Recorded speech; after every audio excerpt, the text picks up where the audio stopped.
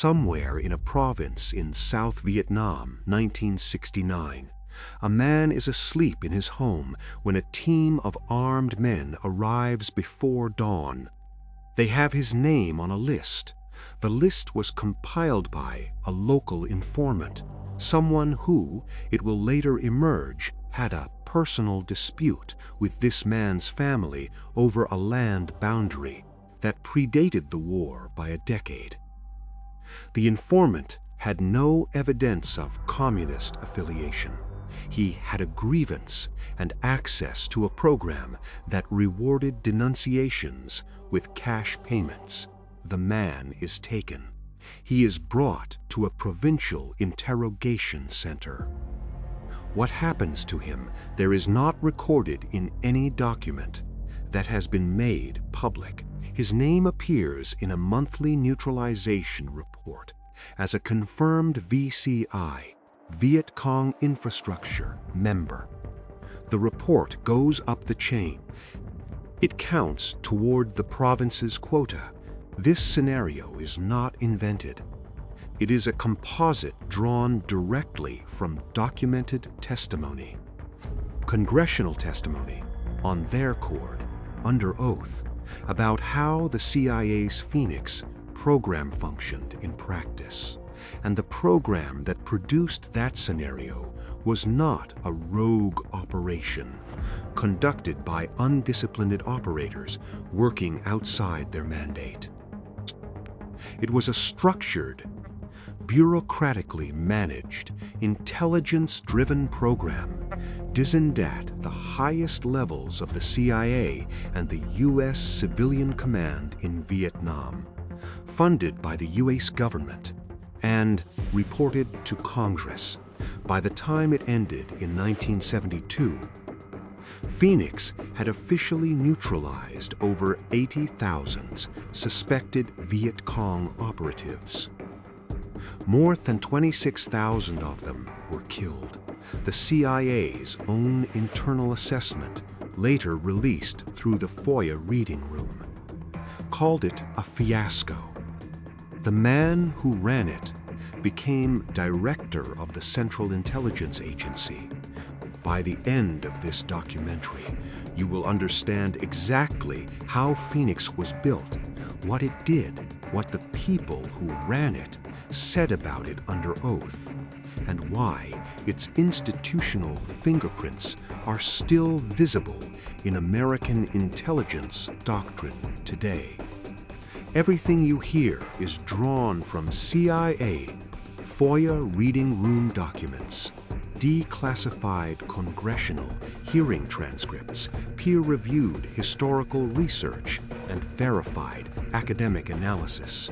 No fabricated quotes, no conspiracy framing. Just the documented record and what it actually says. If that is the kind of verified intelligence history you want more of, hit like and subscribe right now.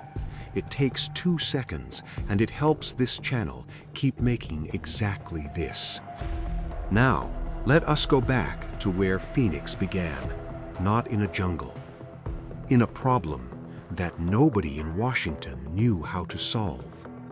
By the mid-1960s, the United States had deployed hundreds of thousands of troops to South Vietnam. It had the most powerful conventional military force in the world, operating in a country roughly the size of California. It had air superiority, artillery superiority, logistical superiority, and firepower that the communist forces it was fighting could not match in any direct engagement. It was losing anyway, not on the battlefield in the traditional sense.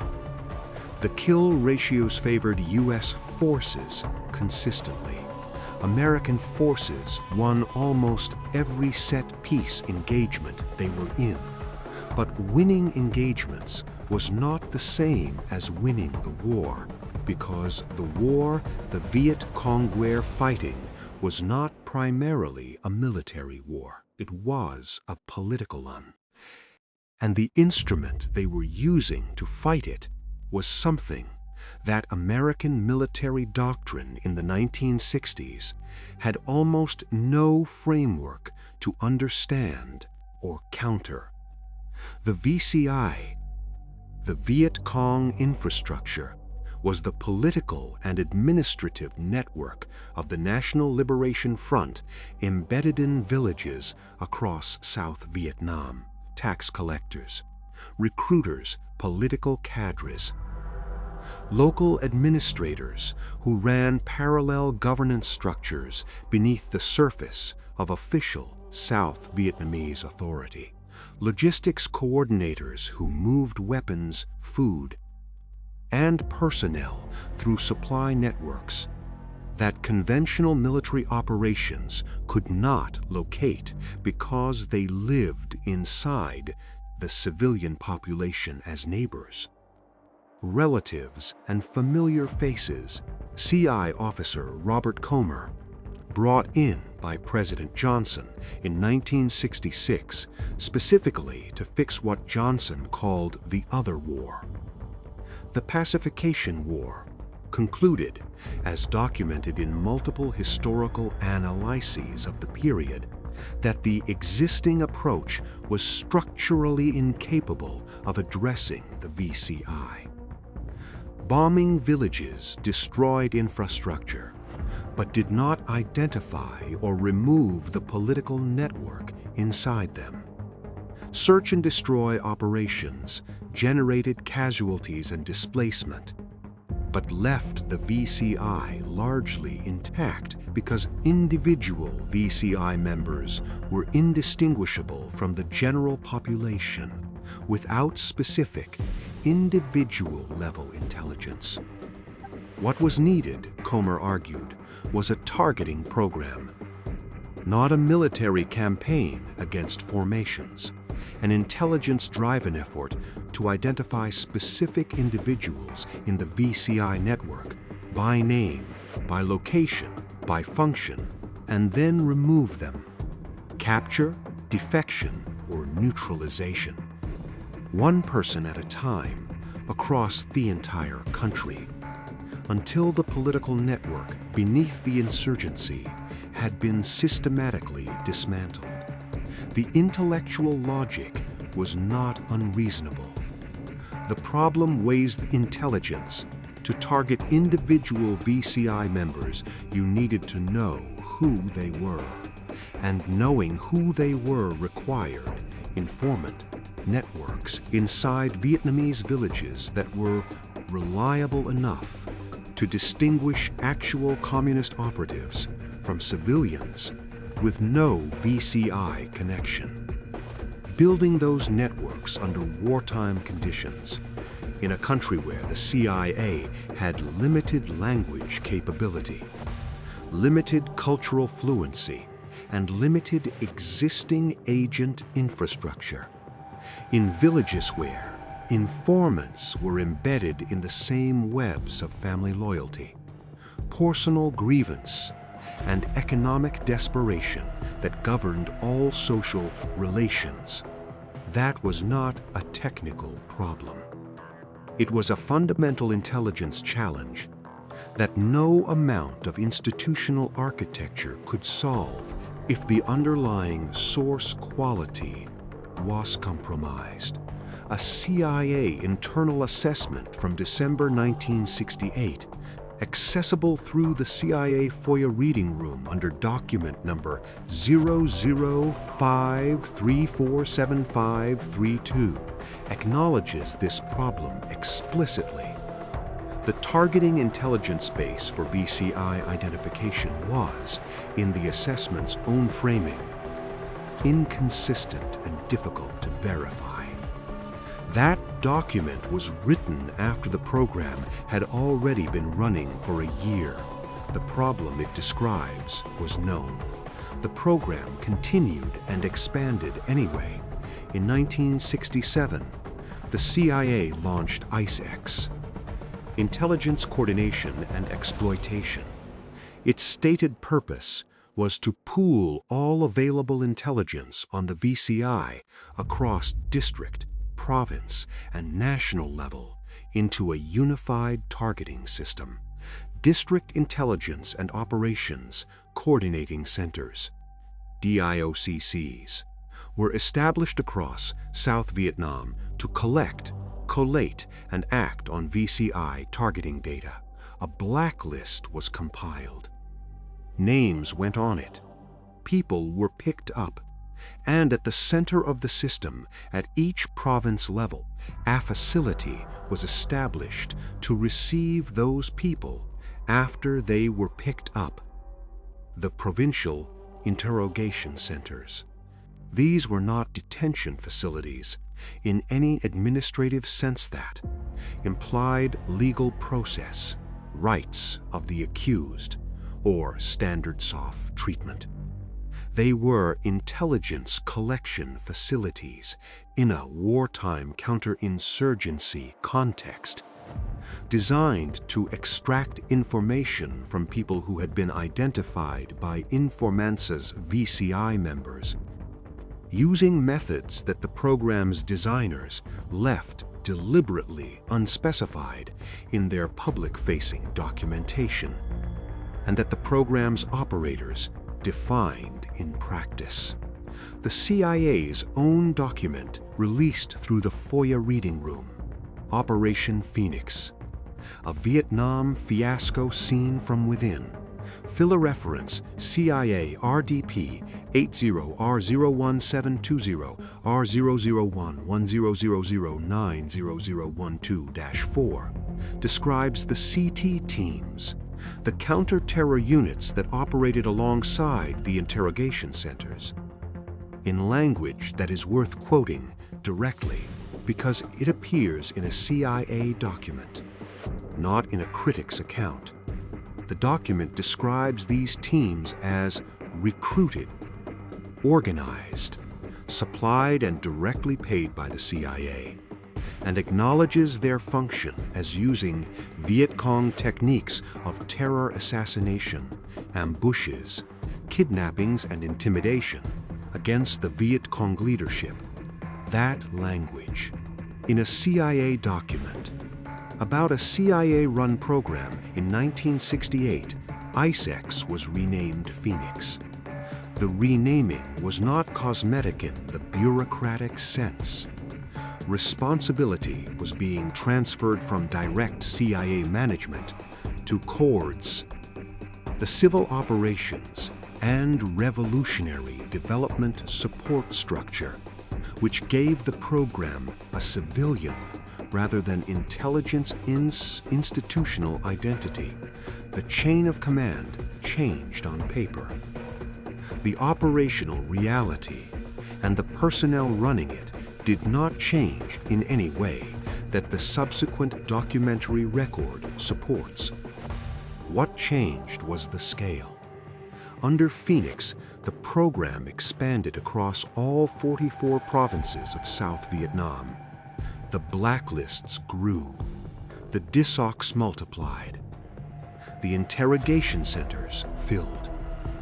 And to drive performance across such a large and decentralized operational structure, the program's managers introduced the mechanism that would ultimately corrupt everything it was designed to achieve: monthly quotas, a specific number of VCI to be neutralized.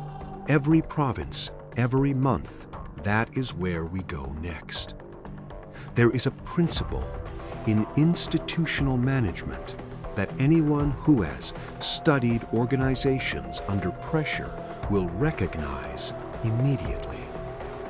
When you measure performance by numbers, people produce numbers, not necessarily the thing the numbers were supposed to represent, not necessarily the outcome the measurement was designed to track, the numbers themselves. Because the numbers are what get reported, what get reviewed, what determine whether a province chief keeps his position or loses it. What determine whether an American advisor gets a positive evaluation or a difficult conversation with his superior? The numbers become the mission. And when the numbers become the mission, the integrity of what generates themes, the first casualty. Phoenix's quota system is one of the most thoroughly documented examples of this dynamic in the entire history of American intelligence operations. And the documentation does not come primarily from critics or from congressional testimony hostile to the program. It comes from the CIA's own internal assessments, from the program's own reporting structure, and from the people who administered the quotas, and later described what administering them actually required. Under Phoenix, each province in South Vietnam was assigned a monthly neutralization quota, a target number of VCI members to be captured, persuaded to defect through the Sure Hoi program, or killed. The quotas were set at the national level and cascaded down through province and district to the operational units on the ground. Meeting the quota was the primary metric by which the program's performance was assessed. Missing the quota required explanation. Consistently missing, it had professional consequences. The structural problem this created was not difficult to predict, and the evidence suggests it was not entirely unpredicted by the people who designed the system. The VCI was, by definition, a clandestine network. Its members did not carry identification documents declaring their affiliation. They lived as civilians. They were identified as VCI by informants. Vietnamese civilians, defectors, captured combatants, and local officials who were paid, directly or indirectly, for the intelligence they provided. When the quota pressure was low, an informant with a personal grievance against a neighbor might hesitate before making an accusation that could result in that neighbor's death. The threshold for denunciation, imperfect as it was, had some friction. When the quota pressure was high, when province chiefs and district officials were being asked to produce numbers, they could not reach through legitimate targeting. That friction disappeared. The easiest path to a quota number was an accusation. The accusation moved up the chain. The person named was detained. The detention produced a count. The count went in the report. The CIA FOIA document, Operation Phoenix. A Vietnam fiasco seen from within. File CIA RDP ATR017200R0011000900124. Address this dynamic in terms that are specific enough to constitute an institutional admission. The document acknowledges that the program as designed could not verify the accuracy of visa identifications at the speed and volume the quota system required. The intelligence quality and the operational tempo were structurally incompatible. The CIA wrote this about its own program while the program was still running.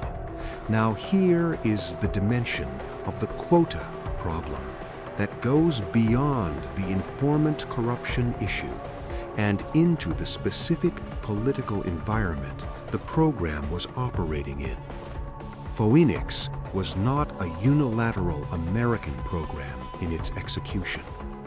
It operated through South Vietnamese provincial and district officials, police, intelligence officers, local administrators, who were responsible for making the system function on the ground. These officials brought to the program the full complexity of South Vietnamese provincial politics, factional rivalries, economic competition, land disputes, family vendettas, and political score settling that had been accumulating for decades before the Americans arrived. The Phoenix targeting list, the blacklist of alleged VCI members district level, was in practice partly controlled by these officials. Names went on it through a process that had no meaningful independent verification mechanism. And once a name was on it, the institutional pressure to act on it was immediate, because acting on names was how quotas got met. The Gray Dynamics analysis of the Phoenix program, published in 2024 and drawing on multiple declassified sources, documents that province chiefs used Phoenix targeting authority to eliminate political opponents, commercial competitors, and personal enemies be the mechanism of placing their names on VCI suspect lists. This was not a peripheral abuse of the system.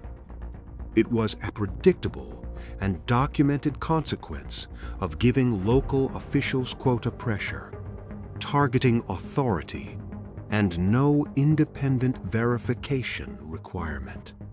Myth versus record.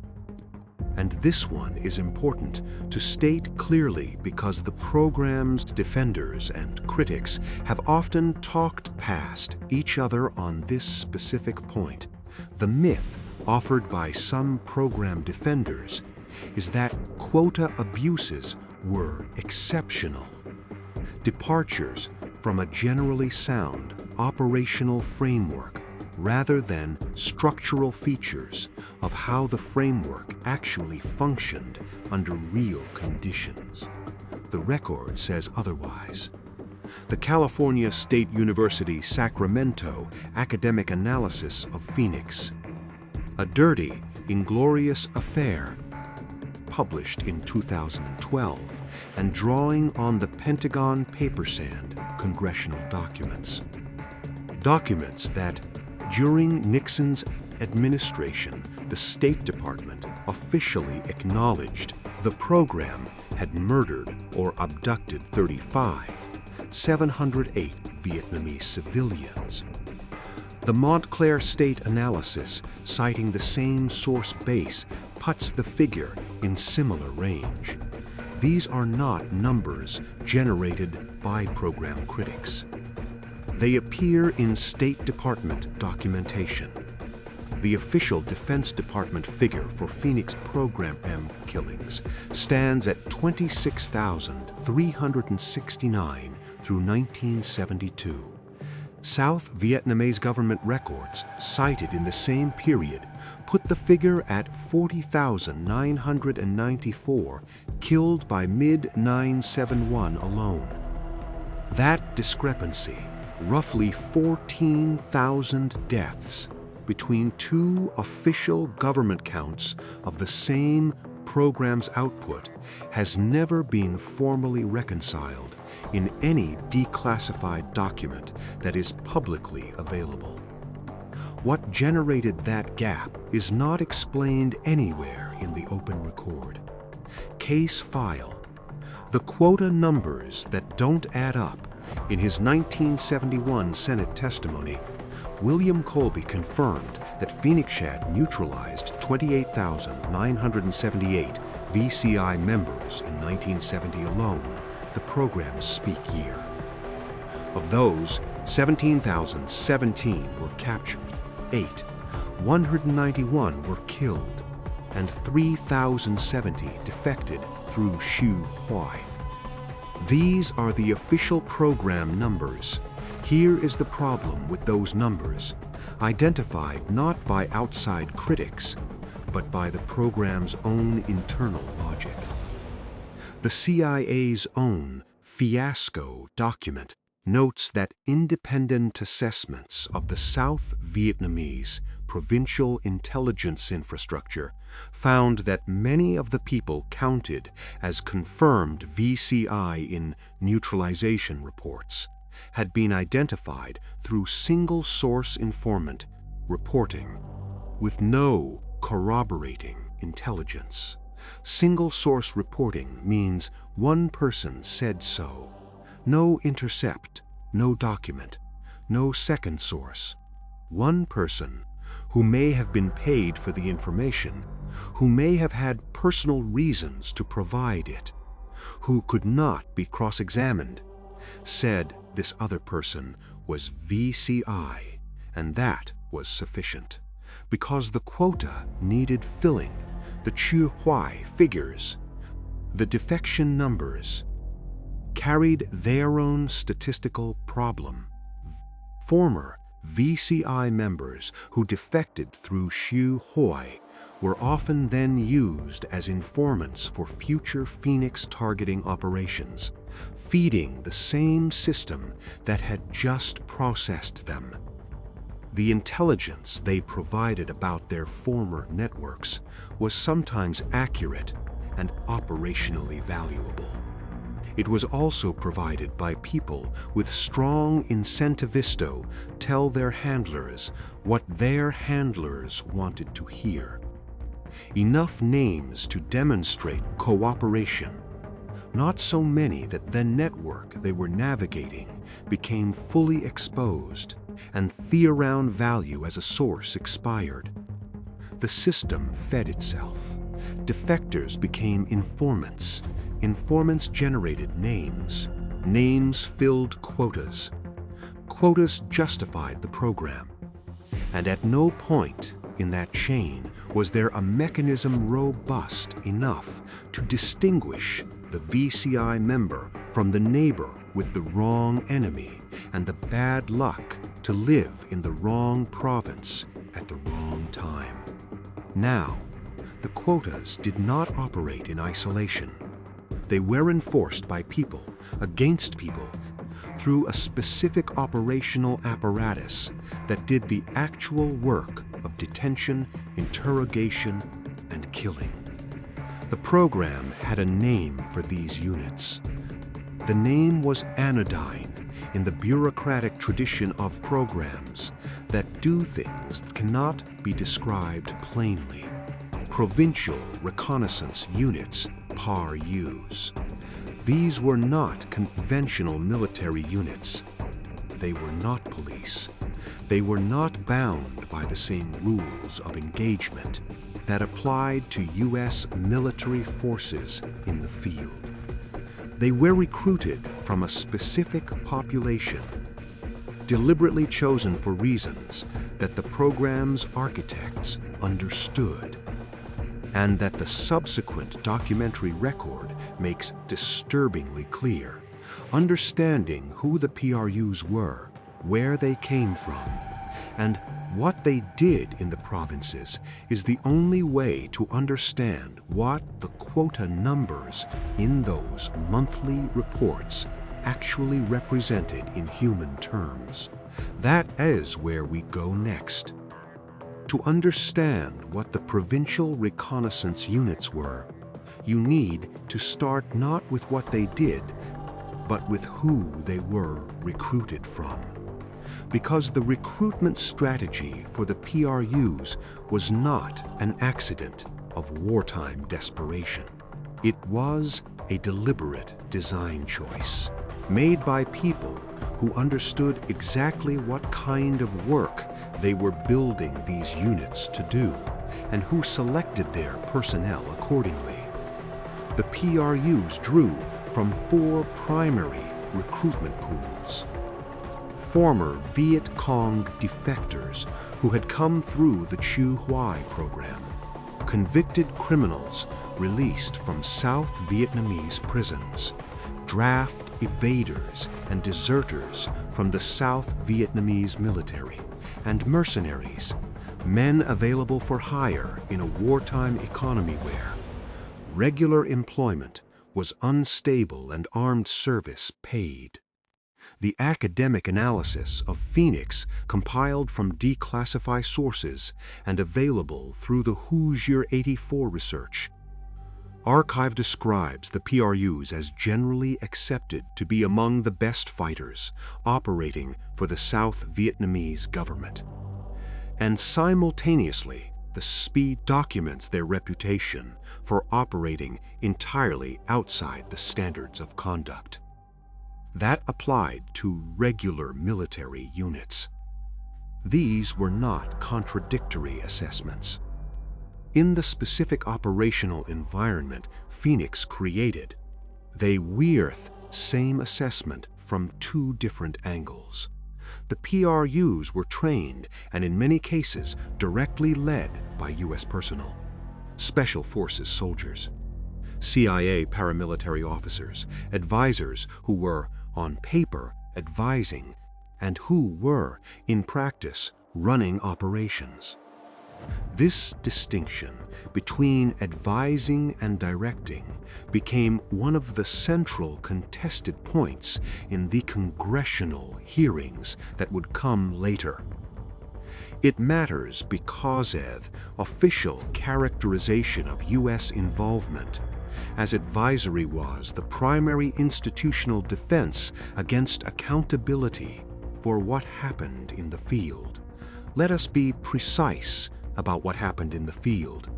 The PRUs conducted nighttime raids on villages and homes. They detained suspected VCI members and brought them to the Provincial Interrogation Centres. They conducted ambushes of identified VCI personnel. They carried out what the program's documentation called neutralizations, a word that, in the clinical language of bureaucratic reporting, covered a range of outcomes from lawful capture to extrajudicial killing that was not lawful under any applicable standard. The CIA's own FOIA document describing the CT, counter-terror, teams that proceeded and fed into the PRU structure, uses language that is remarkable for its directness. These teams, the document states, were recruited, organized, supplied, and directly paid by the CIA. Their operational function was described as using Viet Cong techniques of terror assassination, ambushes, kidnappings, and intimidation against the Viet Cong leadership. File CIA RDP 80R0172 0R0011 0009 0012-4. That is not a critic's characterization of what the program did. That is a CIA document's characterization of what the CIA designed the program to do. Now, we come to the testimony. And the testimony is wherewith documented record moves from institutional language to direct human account. In August 1971, the House of Representatives Foreign Operations Subcommittee held hearings on the Phoenix program. Multiple witnesses testified. The most significant, both for what he described and for what his account implied about the gap between official characterization and operational reality, was K. Barton Osborne. Osborne was a U.S. Army intelligence officer who had worked with the CIA's Phoenix program in Da Nang for approximately 15 months, beginning in 1967. He was not a peripheral figure. He was an operational participant, embedded in the program at the level where the gap between policy language and ground reality was impossible to ignore. His testimony is on the public congressional record. What follows draws directly from it as documented in CIA RDP 80R01720R0011 0009041-2, and the academic sources that cite the hearing transcript. Osborne testified that U.S. advisors in Phoenix were not advisory in any meaningful operational sense. In his characterization, they were really directing the program, making targeting decisions, overseeing interrogations, and authorizing neutralizations that the official framing attributed entirely to South Vietnamese operational authority. He described what he had witnessed at interrogation facilities as, in his own words, sterile, depersonalized murder. Not combat, not intelligence collection that incidentally produced casualties. Deliberate killing, bureaucratically managed, disconnected from confirmed identification of actual VCI membership. He testified to specific interrogation methods he had observed, including the use of electrical devices on detainees, the insertion of objects into captives to cause pain during interrogation, and the practice of removing hooded detainees from helicopters at altitude to force confessions from others who were made to witness it. He testified to at least one direct account of a detainee being thrown from a helicopter. These are congressional record claims. They were stated under oath before a U.S. House subcommittee. They have not been independently forensically verified in the way that physical evidence would permit. The nature of the events described, the wartime context, and the decades elapsed make forensic verification impossible. What can be stated with precision is that they were given under oath on the record before a committee of the U.S. Congress by a named participant in the program who had direct operational exposure to what he was describing.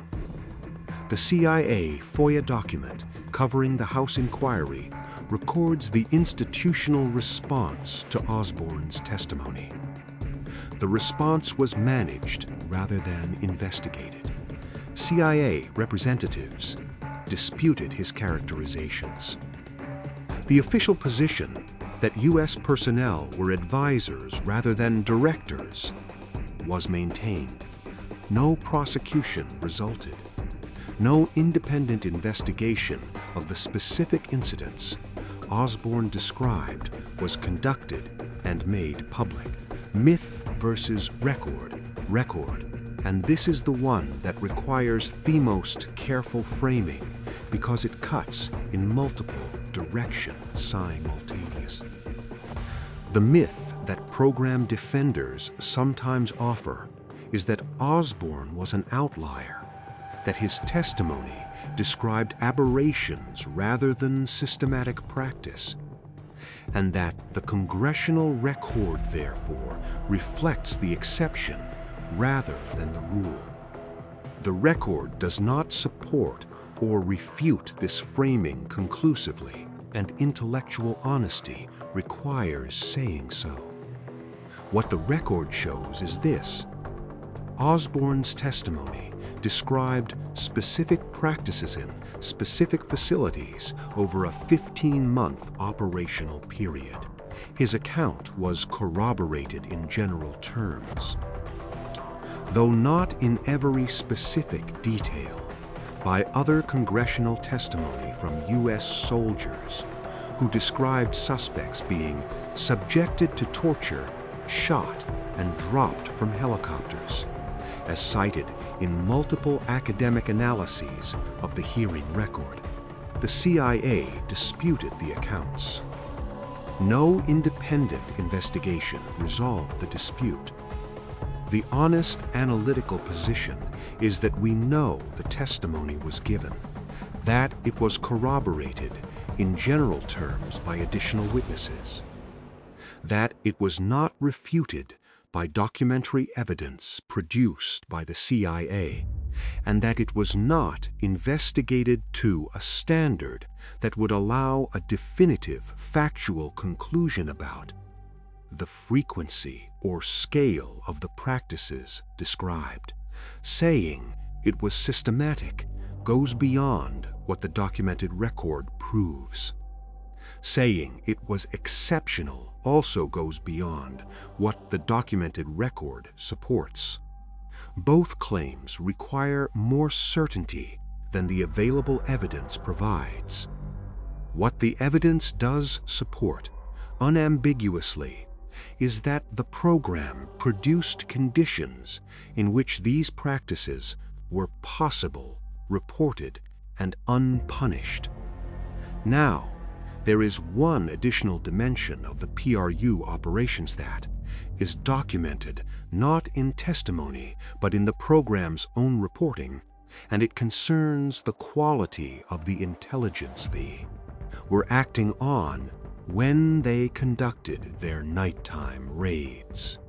The academic analysis from Rutgers University, The Phoenix Failure, published in 1994 by historian John Cuneo, Drawson declassified Cord's assessments to document that a significant proportion of people detained and processed through Phoenix facilities had been identified through single-source informant reporting. One informant, one accusation, no corroborating intelligence, and in a significant number of cases documented in Cord's quality control reviews, the informant was later found to have a personal rather than intelligence-based motivation for the identification. What this means in operational terms: the PRUs were sometimes conducting raids on people whose unconfirmed characteristic was that someone paid for the information, with interest of their own, had said their name to a case officer who needed to fill a quota. The program was built on a targeting intelligence base that its own quality control reviews found to be compromised. The units executing it were recruited from populations whose relationship to legal and ethical constraints on the use of violence was, by the deliberate design of the program's architects, minimal, and the accountability structure that was supposed to govern both was the advisory relationship, a U.S. official nominally supervising South Vietnamese attributed operations, with no effective mechanism for preventing or documenting abuses. That both sides had institutional raison leave unrecorded. This is not what the program was supposed to be. The documented intent was to dismantle a political network through intelligence-driven targeting.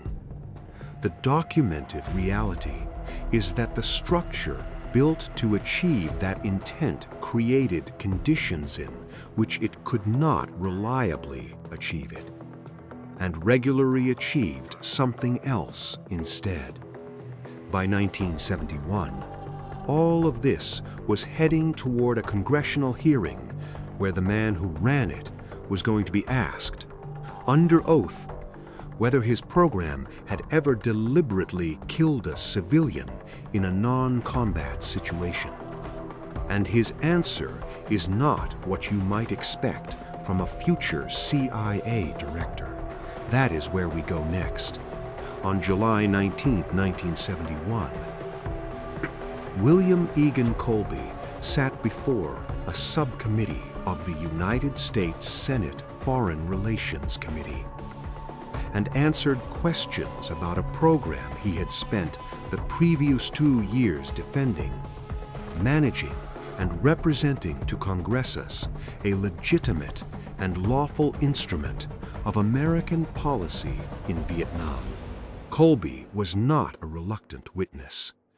He was a CIA professional of 25 years standing, a veteran of wartime OS operations in occupied France and Norway, a man who had spent this career inside the institution and believed in its mission with the conviction of someone who had staked his professional life on it. He was not there to confess. He was there to defend Phoenix, to draw a line between what the program was designed to do and what its critics were saying it had done.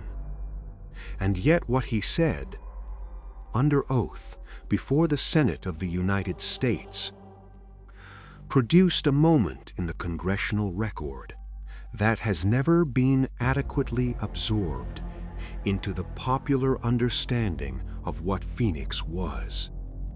The exchange is documented in the Colby College academic analysis, drawing on hearing transcripts, and corroborated in CIA FOIA document Low-Hake 3314 20S7, covering the congressional record of Phoenix oversight. A senator asked Colby the following question in substance: "Do you state categorically that Phoenixes never perpetrated the premeditated killing of a civilian in a non-combat situation?" Colby's answer: "No, I could not say that. I certainly would not say never." Ride that again, the man running the program, under oath, told the United States Senate that he could not categorically state that his program had never deliberately killed a civilian outside of combat. That is not an admission extracted under hostile cross-examination.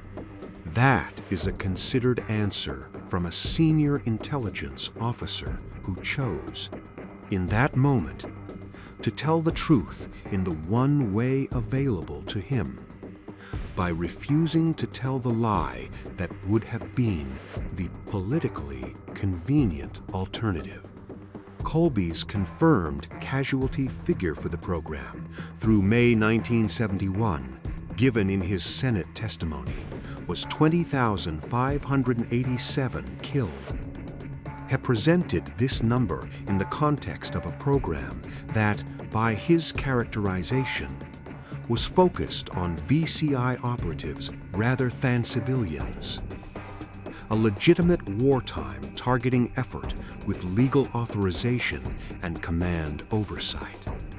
He described the program's structure, its South Vietnamese institutional basis, its advisory relationship with U.S. personnel.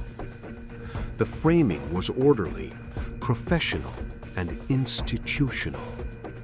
And then the senator asked the categorical question, and the orderly institutional framing could not accommodate an honest answer and survive intact. It did not survive intact.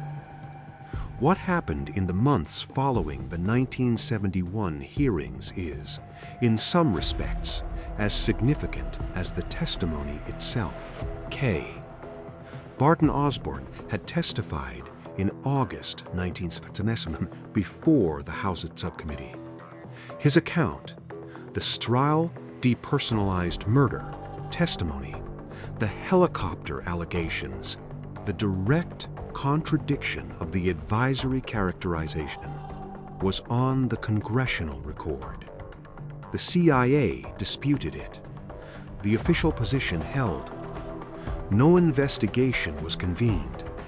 Congress did not move to prosecute. It did not compel further declassification. It did not establish an independent oversight body for Phoenix specifically. The hearings produced a record. The record produced no accountability mechanism that changed the program's operations or imposed consequences on its administrators. In December 1971, Phoenix was formally transferred entirely to South Vietnamese control. The process called Vietnamization applied to the intelligence and targeting apparatus rather than just the conventional military. Use advisory presence was reduced. The program continued under South Vietnamese management with diminishing American involvement until it was officially terminated in 1972 under the Paris Peace Negotiations framework, and in 1973, William Colby was nominated to be director of the Central Intelligence Agency. He was confirmed by the Senate, the same body that had heard his testimony 2 years earlier, that had heard him say he could not categorically state that Phoenix had never deliberately killed a civilian, confirmed him as the head of American intelligence. His confirmation hearing, on file in the CIA FOIA reading room under document CIA RDP 99, 00418, R0001, 0009, 0005-8, and related files, addressed Phoenix again. Colby's framing in 1973 was materially different from his framing in 1971. The operational language had given way to strategic justification. Phoenix had, in his 1973 characterization, brought order to the fight against subversion and contributed to the degradation of communist political infrastructure in South Vietnam. 2 years, same program, same man, different framing. The Senate confirmed him. Now let us turn to what the CIA said about itself. Because the most damaging assessment of Phoenix does not come from congressional critics, from anti-war activists, or from journalists. It comes from a document inside the CIA's own archive, a document that the agency produced, classified, and did not release until FOIA requests forced its disclosure decades later. The document is accessible through the CIA FOIA, Reading Ruma's CIA RDP 80R0172-0R0011000900012-4. Its title, in the agency's own filing, is Operation Phoenix, a Vietnam fiasco seen from within. Not a skeptic's characterization, not a post hoc critical assessment by a reform-minded outsider, an internal CIA document whose own title uses the word fiasco. What does the document say? It describes Phoenix as a unilateral American program never recognized by the South Vietnamese government, meaning that the institutional foundation the program depended on for its claimed legitimacy, the sovereignty and authority of South Vietnamese administrative structures, was in practice a fiction. The South Vietnamese government tolerated Phoenix. It did not tout it, build it, or recognize it as its own program in the way that the official framing required. The document acknowledges that the CIA paid CT teams, the counter-terror units, were conducting what the document itself describes as terror operations against the VCI, not as a euphemism, but as a descriptive characterization of what the methodology required. The document acknowledges that the intelligence base for targeting was compromised by the informant reliability problems that the quota system made worse.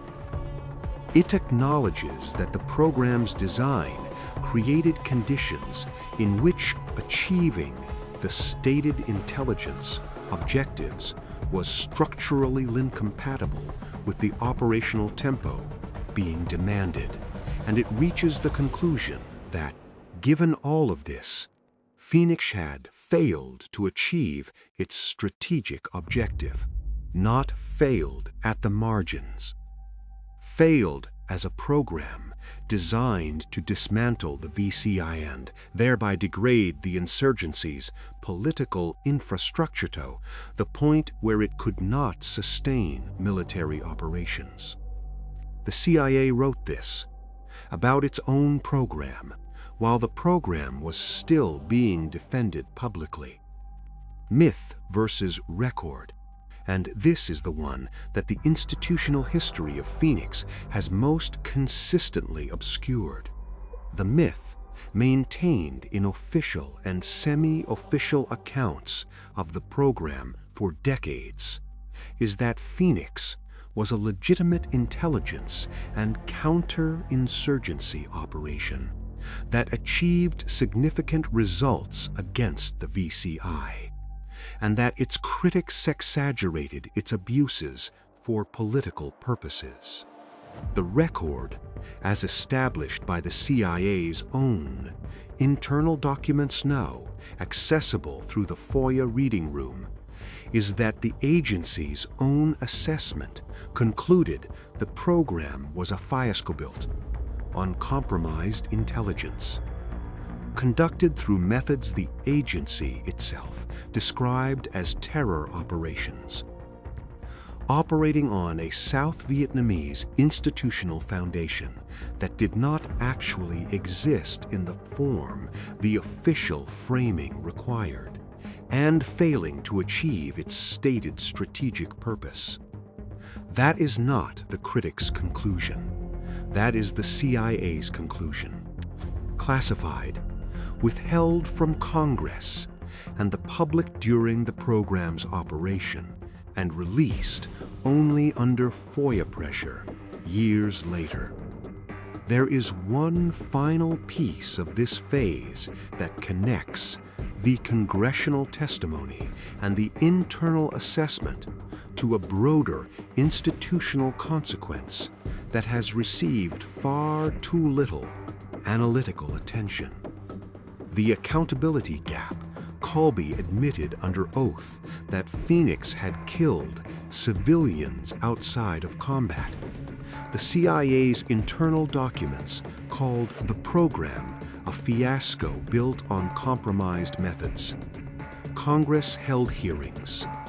The program was officially terminated, and the institutional consequence for the people who designed, managed, and defended it was this: nothing.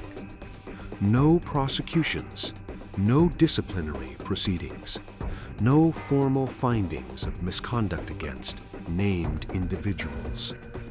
The agency absorbed the controversy, classified its own most damning assessments, and continued operating. Colby became CIA director in 1973. He later became famous for his cooperation with the Church Committee investigations of 1975, the congressional oversight effort that documented multiple CIA programs and abuses, and was praised in some quarters for his transparency with Congress. His willingness to share information with Church Committee investigators was described in some institutional histories as reformist. The same man who ran Phoenix, who told the Senate he could not say his program had never deliberately killed a civilian.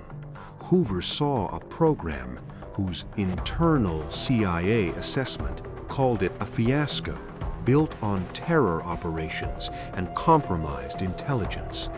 This is not a judgment on Colby as an individual. It is an observation about institutions, about how intelligence organizations process accountability for programs that cross documented ethical and legal lines, absorb the political consequences, and continue with the same personnel in senior positions. That institutional pattern did not end with Phoenix. It migrated, and where it migrated What programs absorbed its logic, its methodology, and its institutional DNA in the decades that followed, is the final chapter of this story.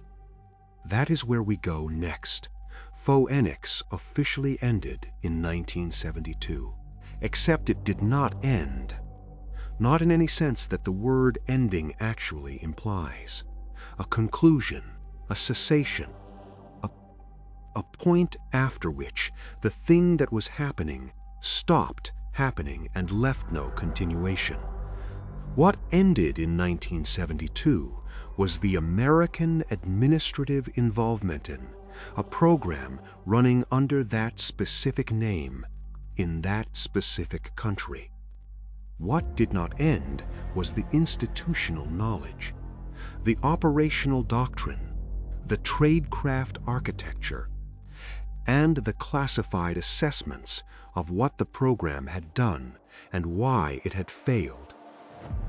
All of which remained inside the CIA, inside the Special Forces community, inside the Defense Intelligence community, carried by the people who had designed and run it into their subsequent careers and subsequent programs.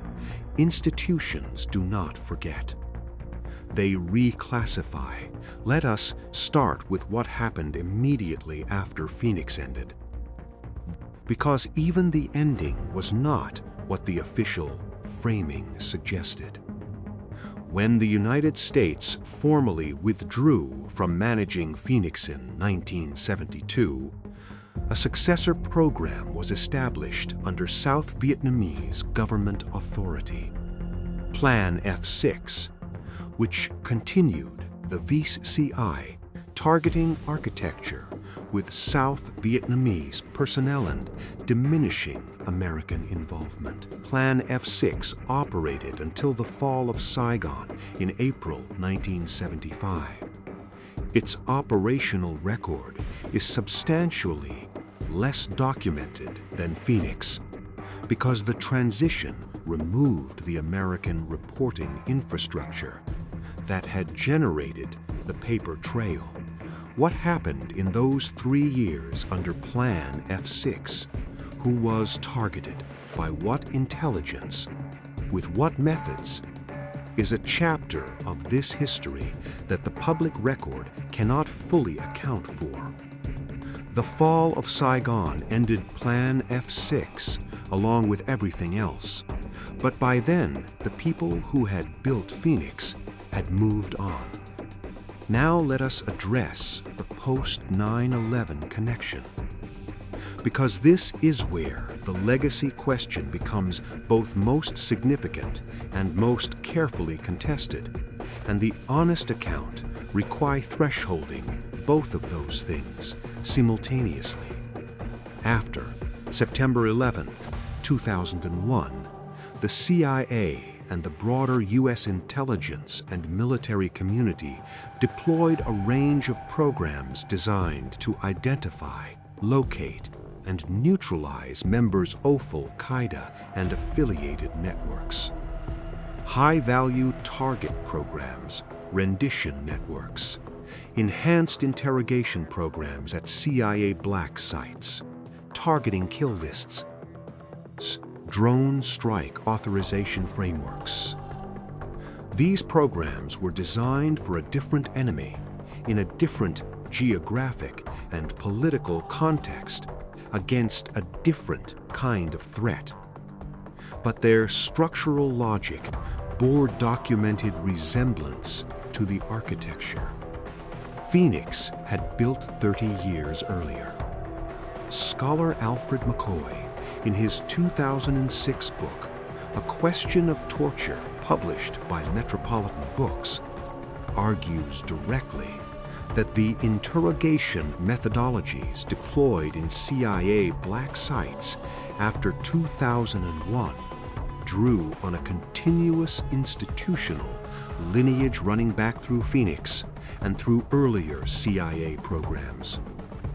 McCoy traces what he calls a hidden history of U.S. torture, A thread of institutional knowledge about coercive interrogation techniquest was developed, classified, suppressed, and then reactivated rather than genuinely abandoned. His argument is documented with primary sources and has been engaged seriously by scholars who both accept and contest his conclusions. The Senate Select Committee on Intelligence, in its 2014 committee study of the CIA's detention and interrogation program, the full report remains partially classified, with a heavily redacted executive summary released publicly, documented that CIA-enhanced interrogation programs produced intelligence of contested value were implemented without adequate oversight and relied on methodologies whose effectiveness was not established by the evidence available to the agency's own analysts. These are findings from a Senate committee based on review of classified CIA operational records, not from external critics. The structural parallels to the Phoenix assessments are not subtle. Compromised intelligence quality, quota-adjacent pressure to produce results, institutional incentives that worked against honest internal assessment, an oversight architecture that was nominally present and functionally inadequate, a classified internal record that reached conclusions the public-facing institutional narrative did not reflect. The CIA disputes characterizations of direct institutional lineage between Phoenix and post-2001 programs. That dispute is on record and deserves to be noted.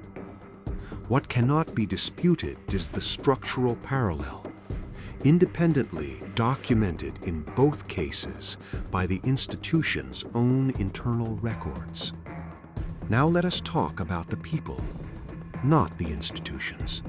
The people who carried Phoenix out, the U.S. advisors, the Special Forces personnel, the CIA paramilitary officers who spent months or years embedded in a program that required them to participate in or witness things that the institutional framing described as counterinsurgency and the human reality experienced a something considerably more difficult to process.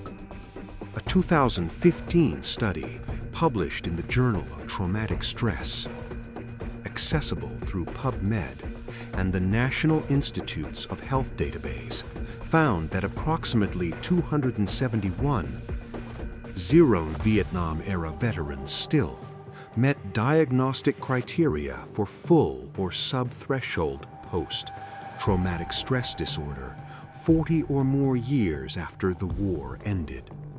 That figure covers the entire Vietnam veteran population. It is not specific to Phoenix operators. But within the body of operator accounts, journalist and researcher interviews, and veteran testimony compiled in the decades after the war, a specific moral injury dimension emerges among those who participated in Phoenix that is documented and distinct from the general combat PTSD picture. Moral injury is not the same as PTSD. It is the psychological consequence, not of fear or trauma in the traditional sense, but of participating in or witnessing actions that violate the individual's own moral framework, and then being required by institutional classification and official secrecy to carry that experience without acknowledgement, without processing, and without any public record confirming that what they experienced was real and that it mattered. Phoenix operators came home to a country that did not know what they had done. The program was classified. The methods were classified. The internal assessments were classified. The public debate about the war focused on conventional military operations, on the draft, on protests, on political failures, not on a targeting program in rural Vietnamese provinces whose existence most Americans did not learn about until Colby's 1971 testimony, and whose internal CIA assessment remained classified for decades afterward.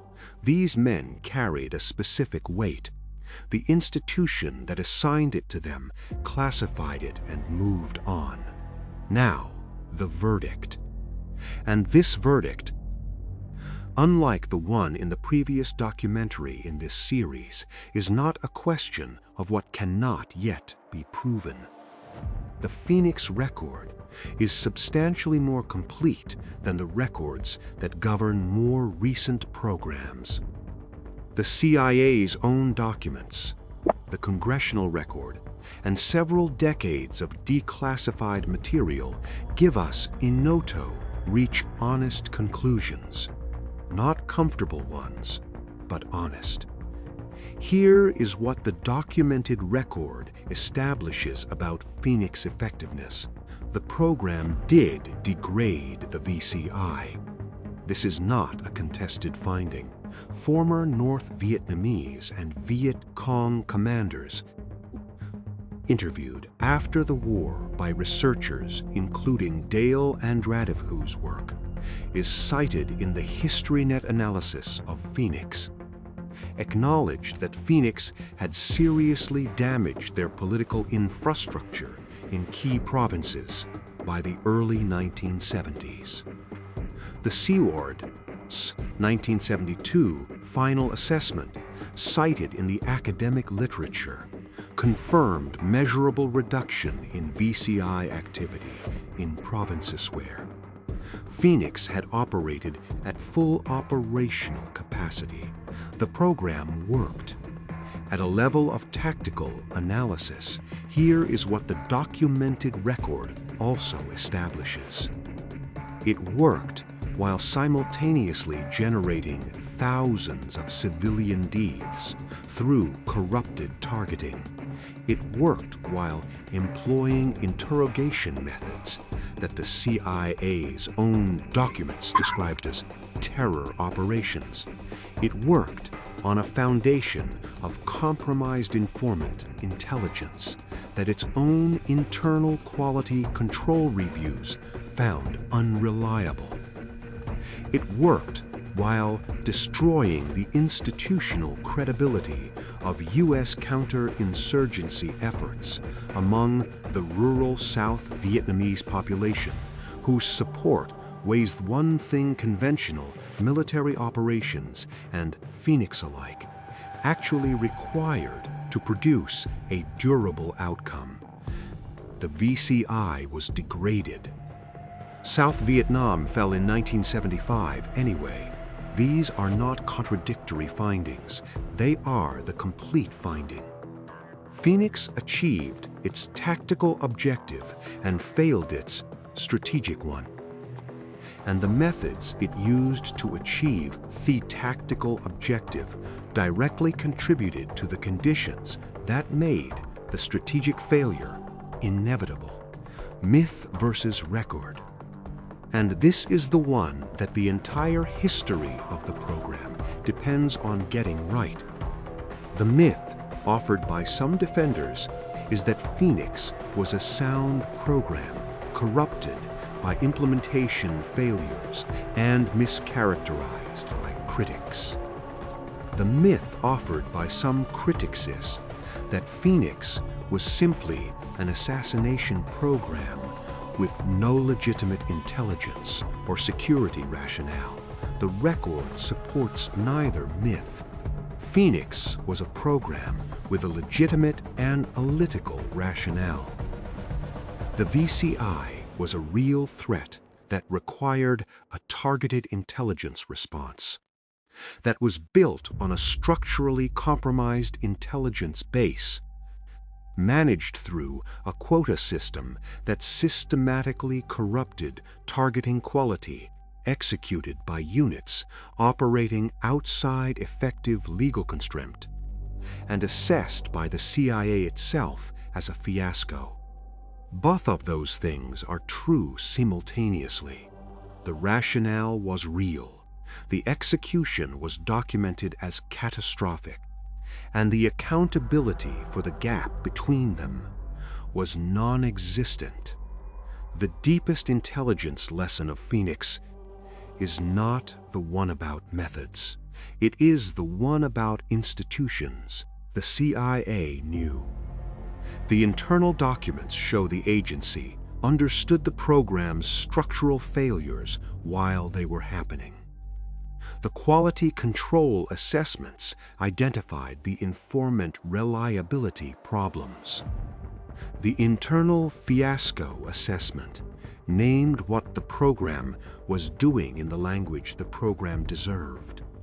The agency classified those assessments, maintained a public-facing defense of the program, and watched its director confirmed to lead the nation's intelligence apparatus by the same Senate that had heard him admit the program had killed civilians. The lesson is not that intelligence agencies should not run counterinsurgency programs. The lesson is that when the political pressure to produce results overwhelms the institutional mechanisms designed to ensure that the results are real, when quotas replace analysis, when cover story replaces accountability, and when classification protects institutional reputation rather than national security, the program does not just fail. It does something worse than fail. It produces a record that the institution then spends decades managing rather than learning from. Phoenix produced that record. It is in the CIA FOIA reading room. It has been there for years. It says what it says. And if you want to keep following the intelligence history that the official record buries and the declassified documents eventually surface, every case file, every uncomfortable verdict, every program that the institutions would rather you did not examine too carefully. Subscribe to this channel right now and turn on notifications. There is a great deal more in this series still to come. The history of intelligence and war is long. And the documents, when they finally open, always say more than the institutions that classified them intended.